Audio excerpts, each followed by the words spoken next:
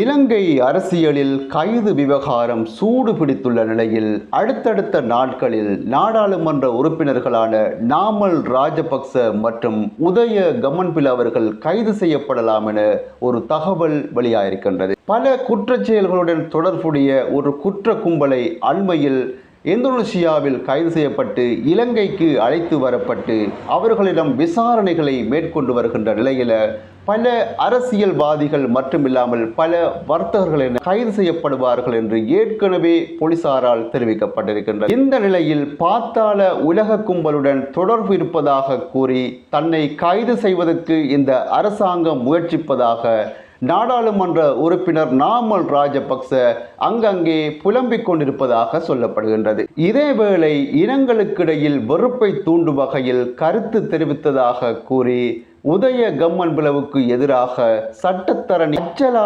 செனவிரட்ன குற்றப்புலனாய்வு திணைக்களத்தில் முறைப்பாடு செய்திருந்தார். முறைப்பாட்டின் அடிப்படையில் கம்மன்பில அவர்கள் கைது செய்வதை தடுப்பதற்காக மேல்முறையீட்டு நீதிமன்றத்தில் மனு தாக்கல் செய்துள்ளார். அதே நேரத்தில் நாமல் ராஜபக்சவும் உதய கம்மன்பிலவும் ஊடகங்களுக்கு முன்னிலையில் பல அறிக்கைகளை வெளிப்படுத்தி பொதுமக்களின் அனுதாபத்தை பெற முயற்சிப்பதாகவும் தற்பொழுது குற்றம் சாட்டப்பட்டு வருகின்றமை குறிப்பிடத்தக்க ஒரு செய்தியாக இன்றைய தினம் ஒரு செய்தி வெளியிடப்பட்டிருந்தது. ஜனாதிபதி அனுரகுமார திசாநாயக்க அவர்கள் நேற்றைய தினம் 1ஆம் திகதி திங்கட்கிழமை யாழ்ப்பாணத்துக்கு ஒரு விஜயத்தை மேற்கொண்டிருந்தார். அங்கே சென்று பல நிகழ்வுகளில் கலந்து கொண்டிருந்தார். இன்றைய தினம் செவ்வாய்க்கிழமை 2ஆம் திகதி முல்லைத்தீவுக்கு சென்றிருக்கின்றார். நேற்றைய தினம் யாழ்ப்பாணத்தில் ஜனாதிபதி அவர்கள் தங்கி இன்றைய தினம் முல்லைத்தீவுக்கு வந்திருக்கிறார். அதாவது நேற்றைய தினம் யாழ்ப்பாணத்தில் எந்த இடத்துல ஜனாதிபதி தங்கியிருந்தார் ஒரு செய்தி புலனாய்வு பிரிவு உட்பட பெரிய பெரிய அரசியல்வாதிகள் வரைக்கும் இன்னும் தெரியவில்லையாம் என்ற ஒரு செய்தி மிக பரபரப்பையும் வியப்பையும் ஏற்படுத்தியிருப்பதாக சொல்லப்படுகின்றது. உண்மையிலேயே இன்றைய தினமும் முல்லைத்தீவில் பல நிகழ்வுகளில் கலந்து கொண்ட ஜனாதிபதி பல முக்கியமான கருத்துக்களையும் அங்கே முன் வச்சிருக்கிறார். அதில் ஒரு முக்கியமான ஒரு விஷயத்தை சொல்லியிருக்கிறார். தோல்வியுற்ற அரசியல்வாதிகளே இந்த இனவாதத்தை கையில் எடுப்பதாக சொல்லியிருக்கின்றார்.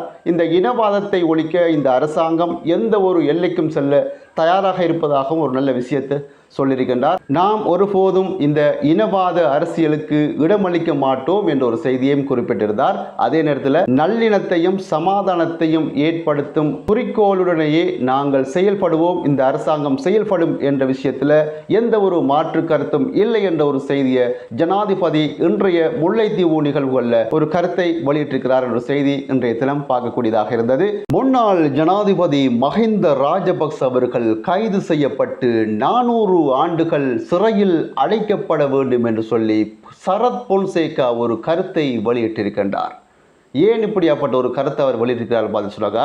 கடந்த 2010ஆம் ஆண்டு ஆட்சி காலத்தில் மஹிந்த ராஜபக்சவனுடாக இடம்பெற்ற ஊழல்களுக்காகவே இவர் இவ்வாறு கைது செய்யப்பட்டு சிறையில் அடைக்கப்பட வேண்டும் என்ற ஒரு கருத்தை சரத் பொன்சேகா இன்றைய தினம் முன் வச்சிருக்கிறார். 2010ஆம் ஆண்டில் மஹிந்த ராஜபக்ச முன்னாள் ஜனாதிபதி மஹிந்த ராஜபக்ச அவர்கள் சீனாவுக்கு மேற்கொண்ட ஒரு பிரயாணத்தில் கிட்டத்தட்ட 65 இலங்கையர்களை ஸ்ரீலங்கன் விமான சேவை விமானத்தில் அழைத்து சென்றதாக சரத் பொன்சேகா ஒரு விடயத்தை சொல்லியிருக்கிறாரு.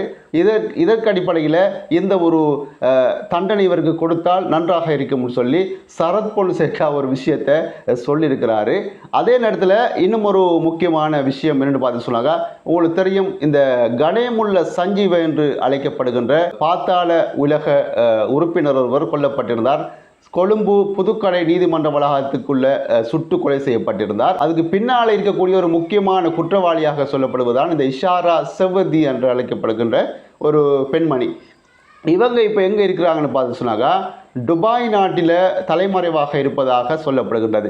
இப்போ அண்மையில் கைது செய்யப்பட்டிருக்கின்ற இந்தோனேசியாவில் கைது செய்யப்பட்டிருக்கின்ற இந்த குற்ற கும்பலூடாக இந்த ஒரு தகவல் கிடைக்கப்பட்டிருக்கின்றது.